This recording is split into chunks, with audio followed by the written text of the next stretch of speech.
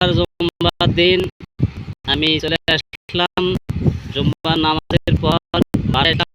আমার এক ছোট মেয়ে বিরিয়ানি বানাইছি, যে বিরিয়ানি কাচ্চি বিরিয়ানি আর বলা হয়, গরুর মাংস দিয়ে খুন করে রান্না করছে। এই যে সাইডে আমার দেখেন খুব সুন্দর সুস্বাদু। এই এক প্লেট বিরিয়ানি মনে হয় হোটেলে কিনতে গেলে তো 500-700 টাকা মানে দাম হবে, এত সুস্বাদু হয়েছে। খাইতে কেমন লাগতেছে বাবা বিরিয়ানি? কেমন লাগছে বিরিয়ানি? তোমার স্বাদ কেমন লাগতেছে?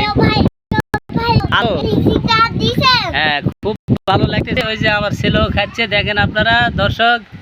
আসলে যদি কাচ্চি বিরিয়ানি আপনারা খেতে চাও তাহলে বেশি করে লাইক কমেন্ট শেয়ার করবেন, ইনশাল্লাহ আমি বানায় পৌঁছায় দেব।